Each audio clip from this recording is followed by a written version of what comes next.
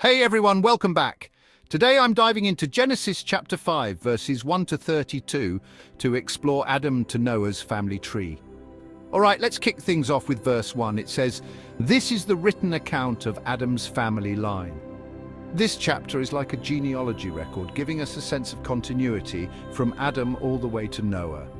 Verse 2 reminds us that God created mankind in his likeness, male and female, and blessed them. This sets the tone for the entire chapter, emphasizing humanity's divine origin and blessing. Moving to verse 3, Adam's son Seth is introduced. Adam was 130 years old when Seth was born. Seth is significant because he's seen as carrying on the righteous lineage after Abel's death and Cain's banishment. Verses 4 to 5 tell us Adam lived another 800 years, bringing his total to 930 years before he died.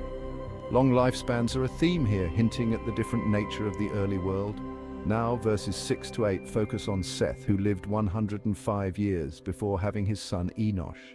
Seth lived a total of 912 years. Each generation is marked by longevity and the continuity of God's blessing. Verses 9 to 11 introduce Enosh, who fathered Kenan at 90 years old and lived 905 years.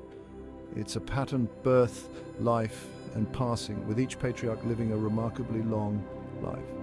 In verses 12 to 14, Kenan lived 70 years before having Mahalalel and lived for 910 years. This lineage continues uninterrupted, illustrating the faithfulness of God's promise to mankind. Verses 15 to 17 talk about Mahalalel, who fathered Jared at 65 years and lived 895 years. This chapter's rhythm reassures us of God's unchanging nature and promises. Now for Jared, verses 18 to 20. Jared fathered Enoch at 162 years and lived 962 years. This brings us to one of the most intriguing figures in the Bible. Verses 21 to 24 tell us about Enoch, who lived 65 years and then fathered Methuselah. Enoch walked faithfully with God for 300 years and then, unlike the others, he didn't die but was taken by God. Enoch's life is a powerful reminder of the possibility of deep personal connection with God.